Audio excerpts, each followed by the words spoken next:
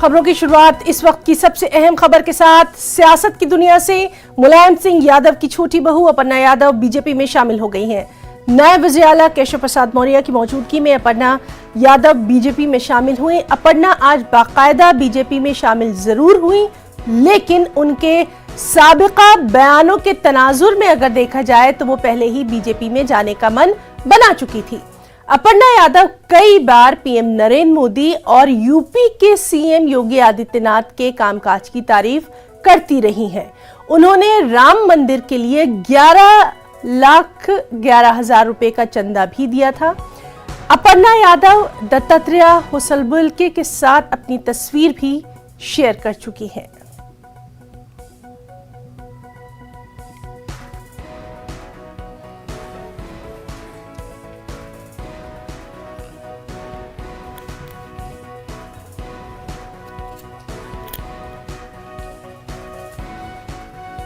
सर्वप्रथम यहाँ पे मैं आदरणीय प्रधानमंत्री श्री नरेंद्र मोदी जी का, आदरणीय मुख्यमंत्री उत्तर प्रदेश श्री योगी जी का बहुत बहुत धन्यवाद करती हूँ, और हम सबके प्रदेश अध्यक्ष जी स्वतंत्र देव जी, हमारे डिप्टी चीफ मिनिस्टर केशव राय मौर्य जी, श्री अनिल बलूनी जी, मैं बहुत बहुत धन्यवाद देती हूँ यहाँ पे मंचासीन सभी लोगों का कि आपने मुझे भारतीय जनता पार्टी का मेंबर बनने का एक सुअवसर दिया।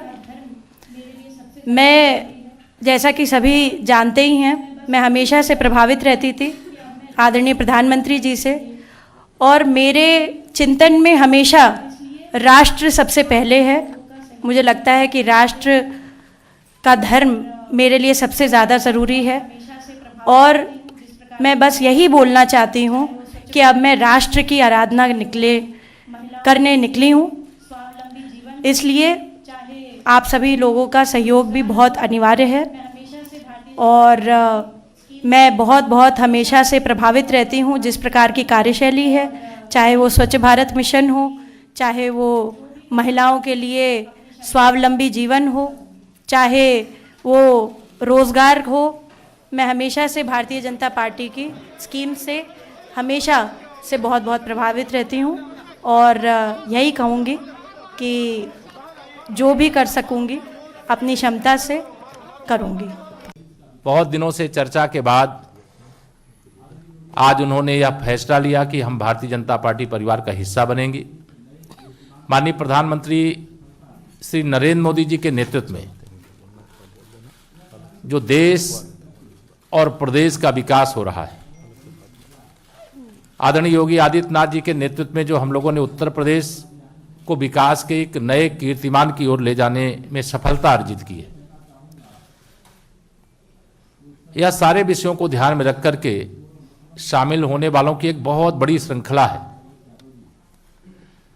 उसी के क्रम में आज अपर्णा जी आई हैं। मैं उनका स्वागत करते हुए यह भी कहना चाहूँगा कि उत्तर प्रदेश के पूर्व मुख्यमंत्री और समाजवादी पार्टी के वर्तमान अध्यक्ष श्री अखिलेश यादव जी अपने परिवार में ही सफल नहीं हैं, और प्रदेश के मुख्यमंत्री के रूप में भी असफल रहे हैं, सांसद के रूप में भी असफल हैं, और उनको इतना लंबा समय भारतीय जनता पार्टी प्रत्याशियों की पहली सूची आई, हमारे माननीय मुख्यमंत्री जी का, मेरा भी नाम पहली सूची में आया, लेकिन अभी भी कहते थे कि हमने बड़ा विकास किया है। जो विकास योजनाएं आती थी उस पर स्टिकर चस्पा करने का काम कि हमने ये शुरू किया है, और कोई विकसित क्षेत्र उनके द्वारा जो विकास किया गया उस क्षेत्र से उनके अंदर चुनाव लड़ने की हिम्मत नहीं हो रही है। यह जान करके मुझे आश्चर्य हो रहा है, लेकिन इस समय मैं इस बात को न करके मैं अपर्णा जी का भाजपा परिवार में स्वागत करता हूं, और भाजपा परिवार में आकर के उनको बहुत, मैं मानता हूं, प्रसन्नता हुई होगी। वह आदरणीय बलूनी जी हमारे अभी बताएंगे, वो अपने विचार को संक्षेप में यहाँ रखेंगे भी। धन्यवाद। सीधे रुख करेंगे दिल्ली का। हमारे साथ मौजूद है हमारे साथी राजीव तिवारी। राजीव, जिस बात का लगातार बात हो रही थी, आज बाकायदा ऑफिशियली वो सामने आ गई है, अपर्णा यादव बीजेपी में शामिल हो गई है। बिल्कुल, देखा जाए तो लंबे समय से कयास चल रहे थे कि अपर्णा यादव जो है बीजेपी में आ सकती है। तो आज अपर्णा यादव ने बीजेपी ज्वाइन कर लिया है। ज्वाइन करने के बाद जो है अपर्णा यादव का पहला स्टेटमेंट यही था कि भारतीय जनता पार्टी एक राष्ट्रवादी पार्टी है और इसी वजह से मैं इस पार्टी को ज्वाइन कर रही हूँ ताकि मैं राष्ट्र सेवा कर सकूं। तो कुल मिलाकर के देखा जाए तो अपर्णा यादव का बीजेपी में आना बीजेपी के लिए तो उपलब्धि है, लेकिन वही समाजवादी पार्टी के लिए बड़ा झटका है, क्योंकि उत्तर प्रदेश में जो चुनाव हो रहा है तो कहीं ना कहीं ये जनमानस में जरूर मैसेज जाएगा।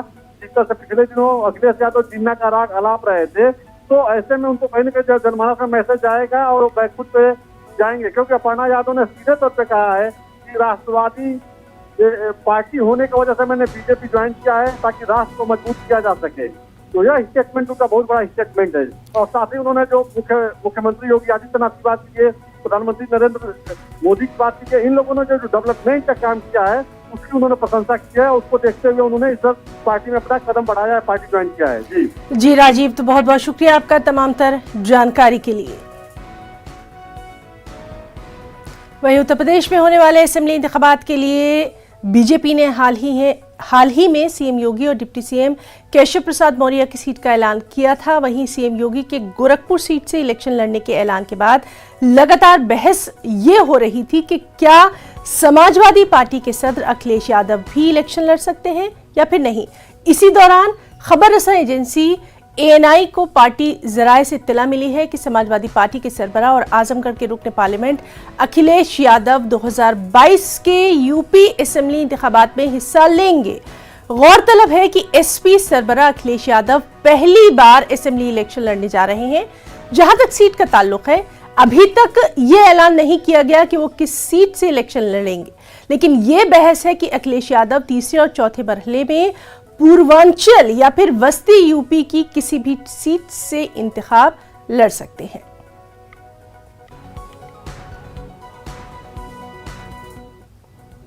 मरकजी वजीर मुख्तार अब्बास नकवी का कहना है कि उत्तर प्रदेश के अवाम समझदार है, वो कभी भी बदउनवानी को फरोग नहीं देंगे। उन्होंने मजीद कहा कि दागियों और बागियों की मदद से चौधरी बनने की जंग चल रही है। एक बात बताएं आपको, हम दागियों और बागियों के जुगाड़ से विपक्ष का चौधरी बनने की जंग चल रही है। अब दागियों और बागियों के जुगाड़ से विपक्ष का चौधरी बनने की जिस पार्टी में और जिन पार्टियों में जंग चल रही हो, आप देख रहे हो, कोई जो है उत्तर प्रदेश में कहीं से आ रहा है, कोई कहीं से आ रहा है, कोई कहीं से आ रहा है, और उनको लगता है कि हम विपक्ष का चौधरी बन जाएं। लेकिन एक बात उत्तर प्रदेश में बहुत साफ है कि उत्तर प्रदेश में फिर से कभी भी किसी भी रूप में उत्तर प्रदेश की जनता ना कमीशन को, ना करप्शन को, ना कम्युनलिज्म को बढ़ावा देगी, ना उसके इर्द गिर्द सत्ता को आने देगी। और आज इस बात का एहसास उन विपक्ष के चौधरी बनने की जो चौधराहट कर रहे हैं उनको भी इस बात का एहसास है। इसलिए देखिए आपकी कहाँ से आकर के और विपक्ष की चौधराहट की चूचू के मुरब्बे जैसी जो है वो चाल चल रहे हैं लोग। यूपी असेंबली इंतखाबात पर कांग्रेस लीडर सचिन पायलट ने न्यूज 18 से खास बातचीत की है। सचिन पायलट ने अपनी इस बातचीत में कहा कि यूपी में कांग्रेस की हुकूमत बनेगी। सर, कांग्रेस के वरिष्ठ नेता सचिन पायलट उनसे बात करते हैं। सर, आज आप लोगों की तरफ से प्रेस कॉन्फ्रेंस की जा रही है पूरे देश भर में, किस मसले को लेकर आप लोग आज प्रेस कॉन्फ्रेंस करने वाले हैं, और आज आप यूपी जा रहे हैं बनारस में? देखिए, 5 राज्यों में चुनाव हैं बहुत जल्द, और मैं समझता हूँ ज़रूरत है देश को सुनने और समझने के लिए कि किस प्रकार का शासन भाजपा ने दिया है केंद्र सरकार के माध्यम से, और जिन राज्यों में उनकी सरकार है। अब उत्तर प्रदेश में देख लीजिए, कहते हैं कि डबल इंजन की गाड़ी है। लखनऊ दिल्ली में दोनों पूर्ण बहुमत की सरकार भाजपा की है पिछले 5 साल से। लगातार जो अंदर का खिंचाव है भाजपा में यूपी में वो सामने आ रहा है, और जो शासन दिया है हर वर्ग को पीड़ित किया है और जानबूझ के किया गया है। और उसके बाद हजारों करोड़ रुपए खर्च कर आप इश्तेहार देते हैं कि हम सुशासन दे रहे हैं, लेकिन दलितों का, महिलाओं का, किसानों का, नौजवानों का क्या हाल देश में सब देख रहे हैं। और मुझे लगता है कि भाजपा अंत में जाके राजनीति करती ध्रुवीकरण की, और इसीलिए जो मुख्यमंत्री महोदय हैं बार बार स्टेटमेंट दे रहे हैं। उनके 5 साल के कार्यकाल में जो कांड हुए, आज तक जो केंद्रीय मंत्री हैं उनके बेटे पर आरोप लगे हैं, वो बर्खास्त नहीं किया है। उत्तर प्रदेश में जिस प्रकार का शासन चला है, एक तरफा चला है, और मैं समझता हूं कि इतना बड़ा राज्य है और वहां पर इतने वादे किए थे। आमदनी दुगनी करने का वादा किया था, किसान की आमदनी दुगनी करने का वादा किया था, नौजवान को रोजगार का वादा किया था, और महंगाई जो आसमान छू रही है अभी भी भाजपा के साथी बोलते हैं कि ये कांग्रेस की वजह से हो रहा है। 7 साल से यहाँ पर सरकार में रहे, और उत्तर प्रदेश में जिस प्रकार का वातावरण बना हुआ है, एक खौफ और नफरत का माहौल बना हुआ है। लेकिन सर करीब 30 साल से अधिक का समय हो गया है, कांग्रेस वहां पे सत्ता में नहीं है, तो कांग्रेस को आप किस रूप में देखते हैं? इस बार के चुनाव को अगर कैसे देखते हैं आप? ये बात बिल्कुल सच है कि बहुत लंबे समय से हम लोग सत्ता में उत्तर प्रदेश में नहीं हैं, लेकिन जो 5 साल का, पिछले 4.5 साल का कार्यकाल रहा योगी सरकार का, उसमें हर मुद्दे पर मुखर होकर अगर कोई विपक्षी दल सामने आया, सड़कों पर गया, जेलों में गया, तो कांग्रेस कार्यकर्ता थे। बहुजन समाज पार्टी और समाजवादी पार्टी तो चुनाव के समय आज दिख रहे हैं थोड़ा बहुत, लेकिन पिछले 4.5 साल से सड़कों पर संघर्ष करना, धरने देना, पदयात्राएं करना, उस शासन के खिलाफ आवाज को बुलंद करना, पब्लिक की आवाज को सड़कों पर लेकर आना, इस काम को कांग्रेस पार्टी ने किया है। जितने भी कांड हुए, हाथरस का है, लखीमपुर खीरी का है, जहां जहां भी मौका मिला वहां पर जाके गरीबों का हाथ पकड़ने का काम प्रियंका गांधी ने किया है। और प्रियंका जी और कांग्रेस पार्टी ने एक रोड मैप तैयार किया है कृषि के लिए, महिलाओं के लिए, खासकर महिलाओं के लिए प्रियंका जी ने किया है। तो हम लोग एक ब्लूप्रिंट तैयार कर रहे हैं और जनता के सामने पेश कर रहे हैं। अंतिम निर्णय पब्लिक को करना है, लेकिन ये बात सच है कि विपक्ष में अगर कोई बेहतर ऑल्टरनेटिव है तो कांग्रेस है। न्यूज 18 से बातचीत करने के लिए शुक्रिया। वीडियो जर्नलिस्ट सोनू के साथ रवि सिसोदिया, न्यूज 18 दिल्ली।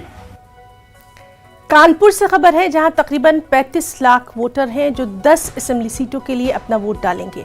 इसके लिए 3702 बूथ होंगे। इन वोटर्स में जहां 18 लाख से ज्यादा मर्द वोटर हैं, 15 लाख से ज्यादा खवातीन वोटर हैं। सियासी जमातें उन उम्मीदवारों को खड़ा करती हैं जिनकी जात या मजहबी मसावत असेंबली में ज्यादा नजर आती है, और ऐसे में इस बुनियाद पर कानपुर में सियासी जमातें अपने अपने दावे भी पेश कर रही हैं। आपको बताएं कि यहां 2017 में बीजेपी ने 7, कांग्रेस ने 1 और समाजवादी पार्टी ने 2 सीटों पर जीत दर्ज करवाई थी। लेकिन इस बार के इंतखाबात में मसावत कुछ बदल गए हैं, क्योंकि इस बार कांग्रेस और समाजवादी पार्टी का कोई इत्तेहाद नहीं है। पिछली बार जहां से बीजेपी हारी थी, तीनों असेंबली सीटों पर जीत का फासला सिर्फ 5 से 7 हजार के दरमियान था। इसलिए इस बार इन सीटों पर भी मसावत बदल सकते हैं, जबकि शहर के वोटर्स के फीसद में तकरीबन 27% मुस्लिम वोटर भी अहम किरदार अदा करेंगे। लेकिन वोटों की तकसीम की वजह से मुस्लिम वोटर की मसावत का पता नताइज के बाद ही सामने आएगा। देखिए, लगभग 34 लाख से ज्यादा मतदाता ये कानपुर महानगर प्रशासनिक दृष्टि से 10 विधानसभा क्षेत्रों के अंतर्गत, इसमें भारतीय जनता पार्टी हमेशा लीड करती रही है। कभी परिस्थितियों वजह, जैसे 2017 में जो गठबंधन हुआ था इनका, उस कारण से बहुत कम अंतर से, कहीं 5000 से, कहीं 4000 से, कहीं 5500 से, जो दल के जो हमारे जनप्रतिनिधिगण हैं, जो विपक्षी दलों के जनप्रतिनिधिगण हैं, उन्होंने भेदभावपूर्ण रवैया अपना करके वो विशेषकर केवल ऐसी जगह गए हैं जहां से उनको लगता है यही पर्याप्त है, बाकी तो सब हमारे लिए, अपने को ऐसा मानते हैं कि वो हमारे लिए बहुत आराम से हमको वोट कर देंगे। हम एक ही समीकरण पे पूरे प्रदेश में चुनाव लड़ा है। प्रियंका जी ने एक समीकरण बनाया है और एक का समीकरण बिगाड़ा है। जो जाति और धर्म के आधारित राजनीति हो रही थी, उस समीकरण को बिगाड़ दिया है प्रियंका जी ने। और प्रियंका जी ने बेरोजगारी का समीकरण, महिला सशक्तिकरण का समीकरण और लोगों में जो महंगाई जिंदगी की बर्बाद कर रही, जेब को लूट रही सरकारी तंत्र का एक नया समीकरण खड़ा किया कि इससे मुक्ति और आजादी का आंदोलन, ये विधानसभा का चुनाव होगा 2022 का। देखिए, जो है 10 में 2, पिछली तो एक लहर थी, बहुत सी ऐसी सीटें प्रदेश में नहीं जो नहीं लोगों को मिल पाई, लेकिन इस बार बदलाव, एक बड़ा बदलाव देखने को मिल रहा है। जब 12 की बात करें तो हमारे पास उस टाइम 7 सीटें थी, 10 में से 7 सीटें थी हमारे पास। तो ये बदलाव होता है, इस बार एक जनता बदलाव करने के मूड में है और हमें लगता है कि फिर से हम लोग 10 में से 8 या 9 सीटें लोग जीतने जा रहे हैं। कानपुर क्योंकि एक बड़ा संदेश देने वाला शहर है और कानपुर में मुस्लिम आबादी भी बहुत है, उसके नाते क्योंकि मुसलमानों की समस्याओं का किसी ने निदान नहीं करा, लेकिन उसके बाद भी मुस्लिम जो है वो जहाँ भी जाएगा एक तरफा जाएगा। कोशिश ये है कि मुसलमानों की कि जो बीजेपी को हराएगा उसको मुस्लिम जो है वोट करेगा। कानपुर में 35 लाख से ज़्यादा के मतदाता कानपुर की 10 विधानसभा सीटों का फैसला करेंगी, जिसके लिए 3702 बूथ पर वोटिंग होगी। लेकिन यहाँ पर अगर जाति समीकरण की बात की जाए तो जिस तरह से सियासी दल जाति समीकरण को दूर बता रहे हैं कि इस चुनाव में मुद्दों पर वोटिंग होगी, ना कि जाति समीकरण पर होगी। अब देखना होगा कि जब चुनाव के नतीजे आएंगे तो उसमें कौन सा समीकरण दिखाई देगा। कानपुर से संदीप सविता, न्यूज़ 18 उर्दू। आज आम आदमी पार्टी गोवा में वज़ारत आला के ओहदे के उम्मीदवार के नाम का ऐलान करने वाली है। आम आदमी पार्टी के नेशनल कन्वीनर अरविंद केजरीवाल पणजी में ये ऐलान करेंगे। गोवा में असेंबली इंतखाबात 14 फरवरी को होना है। गोवा में बरसर इख्तिदार बीजेपी के मुकाबिल आम आदमी पार्टी, कांग्रेस और तृणमूल कांग्रेस है। आम आदमी पार्टी को गोवा में भी मजबूत हरीफ के तौर पर देखा जा रहा है। आम आदमी पार्टी ने गोवा की तामीर और तरक्की के लिए 13 नुकाती एजेंडा भी पेश किया। साथ साथ तालीम, सेहत, कानूनी, सनत, हुर्फत और इंफ्रास्ट्रक्चर के शोबे में इस्लाहात का वादा भी किया है। इसके साथ गोवा के बेरोजगारों को माहाना 3000 रुपए बेरोजगारी भत्ता देने का वादा भी आपने किया।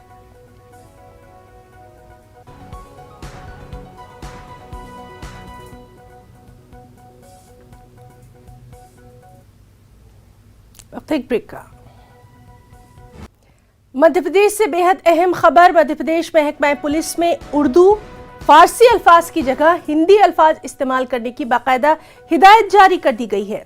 Additional director general of police बराए research and development police headquarters Bhopal के जरिए पुलिस के सभी महकमों को लिखे गए एक खत में ये लिखा गया है कि हुकूमत की सतह पर पुलिस महकमे में राइज दीगर जबानों जैसे कि उर्दू, फारसी वगैरह के अल्फाज के इस्तेमाल की जगह पर हिंदी अल्फाज का इस्तेमाल महकमाती सतह पर किए जाने के सिलसिले में गैर हिंदी जबान के ऐसे अल्फाज की जगह पर जिनका आमतौर पर इस्तेमाल किया जा रहा है, हिंदी जबान के अल्फाज की डिक्शनरी तैयार करके पुलिस की सभी इकाइयों को मुहैया कराने और गैर हिंदी अल्फाज के चलन की कार्रवाई की जानी चाहिए। इस सिलसिले में आपकी ब्रांच से मशवरा मतलूब है। महकमा पुलिस के जरिए जारी करदा प्रोफार्मा में 7 दिन के अंदर जानकारी भेजने की हिदायत दी गई है।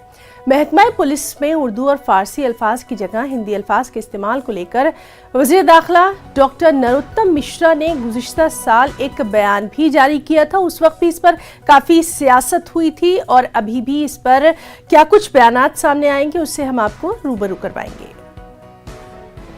भोपाल से हमारे साथ मौजूद हैं हमारे साथी मेहताब आलम। मेहताब, लगातार हम देख रहे हैं कि नाम बदलने की सियासत हो रही है, इस पर बयानात भी आते हैं, उनके रद्द-ए-अमल भी आते हैं और अब जो एक नया उर्दू और फारसी की जगह हिंदी अल्फाज इस्तेमाल करने के लिए कहा गया है, क्या कुछ है ये पूरा मामला और इस पर क्या कुछ रिएक्शंस? ये मामला पिछले साल दिसंबर में ही उस वक्त सुर्खियों में आया था जब वजीर दाखिला ने कहा था कि उर्दू और हिंदी के बहुत सारे महकमों से इसके लिए जो है 1 हफ्ते के अंदर प्रोफार्मा पे जो है मशवरे तलब किए गए ताकि इसकी हिंदी शब्दकोश यानी डिक्शनरी को तैयार किया जा सके और उर्दू और फारसी के जो अल्फाज इस्तेमाल होते हैं, मिसाल के तौर पर मुजरिम है, मुलजिम है, रोजनामचा है, दस्तूर है, इन तमाम चीजों लफ्जों की जगह हिंदी के अल्फाज को राइज कैसे किया जाएगा उस पर काम करने का ये मामला है। और इस पर मध्य प्रदेश की अगर उर्दू तंजीमों की बात करें तो उन्होंने अपने सख्त रद्द-ए-अमल का इज़हार किया। उनका कहना है कि उर्दू हिंदुस्तान में पैदा हुई जबान है और इसके फरोग में बिला लिहाज कौम मिल्लत तमाम कौमों का खूनी जिगर शामिल है। अगर उर्दू से गैर मुस्लिम अदीबों के शायरों के नाम निकाल लिया जाए तो उर्दू ऐसी हो जाएगी जैसे बगैर रूह का जिस्म होता है। तो हुकूमत को अपने फैसले पर नजरसानी करनी चाहिए और सिर्फ इसको किसी एक मसलक या मजहब से जोड़कर नहीं बल्कि हिंदुस्तानी जबान के तौर पर इसका इस्तेमाल किया जाना चाहिए, है ना। मेहताब, जिस तरह से हम देखते हैं कि गंगा जमनी तहजीब हमारे मुल्क की रिवायत रही है, मध्य प्रदेश खासकर भोपाल की अगर हम बात करें तो वहाँ से बहुत ही खूबसूरत तस्वीरें भी सामने आती रही हैं। ऐसे में अल्फाजों को लेकर इस तरह की जब बयानबाजी या इस तरह की जब चीज़ें सामने आती हैं तो जाहिर सी बात है कि दानिश्वर तबका सबसे ज्यादा तशवीश में मुब्तला हो जाएगा। यकीनी तौर पर देखिए ये जो है क्योंकि पुलिस में डायरेक्टरी में या पुलिस के रोजनामचे में जो लफ्ज इस्तेमाल किए जाते हैं वो एक दिन में नहीं बल्कि ये सदियों पर मुश्तमिल है। और फिर अगर हम भोपाल की जिस तरह से आपने बात की तो मैं बता दूं कि यूनाइटेड इंडिया में भोपाल वो पहली रियासत थी जिसने उर्दू को सरकारी जबान का दर्जा दिया था। भोपाल के 28 साल बाद हैदराबाद में सरकारी जबान का दर्जा दिया और फिर मध्य प्रदेश की ही नहीं हिंदुस्तान की अगर हम शेड्यूल 8 की बात करें तो वहाँ पर जो 22 जबान शामिल है उसमें उर्दू भी एक अहम जबान है। और हिंदुस्तान की दस्तूर में जिस जबान को जगह दी गई उसके अल्फाज को इस तरह से कहकर कि मतरूक हो गए, इनको हटाकर दूसरी जो हिंदी के अल्फाज को राइज करने की बात करना जो है उस पर उर्दू तंजीमों का एहतजाज है और वो चाहते हैं कि हुकूमत अपने फैसले पर नजरसानी करे और उर्दू के जो अल्फाज इस्तेमाल किए जाते हैं उनको इस तरह से राइज रखा जाए। जी मेहताब, तो बहरहाल अब इस पर क्या कुछ रद्द-ए-अमल सामने आएगा तमाम तर तबकों की जानिब से, उस पर भी हमारी नजर रहेगी। बहुत बहुत शुक्रिया आपका तफसीलात के लिए। मुल्क में फिर कोरोना का दायरा वसी होता दिखाई दे रहा है। पिछले 3 दिनों से कमी के बाद आज फिर कोरोना मामलों में ग्राफ ऊंचा देखा गया। 24 घंटों में कोरोना के 2,82,970 नए मामलों की तस्दीक हुई, जबकि इसी असना में 441 अफराद की मौत हो चुकी है। वहीं एक दिन में 1,88,157 मरीज शिफायाब हुए हैं। दूसरी जानिब जम्मू कश्मीर में 2 करोड़ वैक्सीन के डोज का निशाना उबूर करने पर एलजी मनोज सिन्हा ने मुबारकबाद दी है। उन्होंने हेल्थ केयर वर्कर्स, डॉक्टर्स और नर्सेस के किरदार को सराहा है।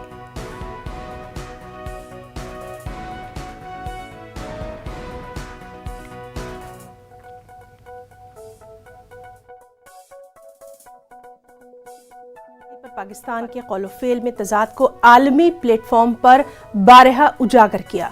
ग्लोबल काउंटर टेररिज्म काउंसिल के इजलास में अक़वाम मुत्तहिदा में हिंदुस्तान के मुस्तकिल सिफारतकार टी.एस. त्रिमूर्ति ने कहा कि 1993 मुंबई दहशतगर्द हमलों के मुलज़िमीन को पाकिस्तान में पनाह दी गई। 5 सितारा होटल में उनकी मेहमान नवाजी की गई। हिंदुस्तान का इशारा दाऊद इब्राहिम की तरफ था। हिंदुस्तान का ये मौक़िफ़ है कि दाऊद इब्राहिम पाकिस्तान में छिपा बैठा है। हिंदुस्तान का कहना है कि दहशतगर्दी और आलमी सतह पर मुनज़्ज़म जराइम के बीच रवाबित की शिनाख्त की जानी चाहिए और इस मसले से सख्ती से निपटना चाहिए।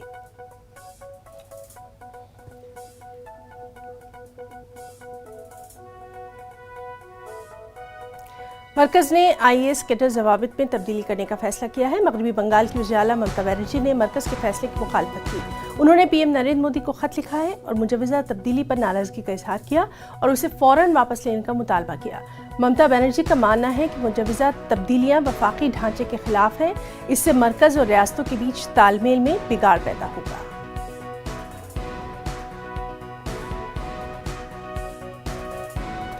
दिल्ली हाई कोर्ट ने मंगल के रोज शुमाल मशरक़ी दिल्ली फसादात से मुतालिक एक मामले में 6 मुलजिमीन को जमानत दे दी। इन पर एक मिठाई की दुकान में तोड़फोड़ करने और उसे आग लगाने का इल्जाम था। इस मामले में मोहम्मद ताहिर, शाहरुख, मोहम्मद फैसल, मोहम्मद शुएब, राशिद और परवेज की जमानत मंजूर की गई। अदालत ने दिल्ली पुलिस की तरफ से पेश होने वाले वकील अमित महाजन को सुना। अदालत ने 4 जनवरी को केस का फैसला महफूज कर लिया था। वाज़ेह है कि दिल्ली पुलिस के मुताबिक मुलज़िमीन ने 24 फरवरी 2020 को मेन ब्रिजपुरी रोड पर चमन पार्क में वाक़ अनिल स्वीट शॉप को नजर आतिश कर दिया था, जिसमें वहां काम करने वाले दिलबर नेगी की मौत हो गई थी। वाज़ेह है कि 26 फरवरी को दिलबर नेगी की लाश ब्रिजपुरी के अनिल स्वीट हाउस के करीब से मिली थी। पुलिस के मुताबिक दिलबर नेगी उत्तराखंड का रहने वाला था।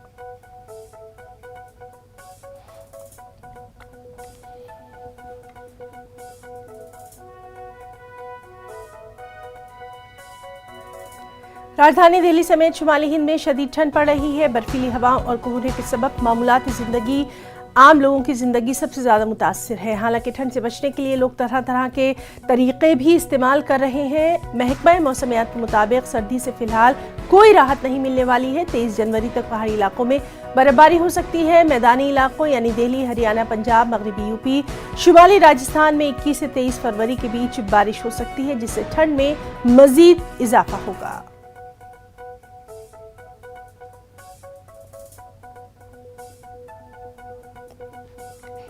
कोरोना वबा के दौरान बाहमी इमदाद और इंसार का जज्बा मुस्तहकम हुआ है। मुल्क इस वबा से मुत्तहिद होकर मुकाबला कर रहा है। टीकाकारी के ऐलान के बाद हम बेहतर ताउन करें, जिससे हम कोरोना को मात देने की जानिब कदम बढ़ा सकें। नेटवर्क 18 इस मुहिम में हर कदम पर आपके साथ रहेगा। जब तक सभी महफूज नहीं, तब तक कोई महफूज नहीं होगा। इस सोच की बुनियाद पर हमारी मुहिम संजीवनी का मकसद ये यकीनी बनाना है कि वैक्सीन पाना सभी हिंदुस्तानियों का हक है।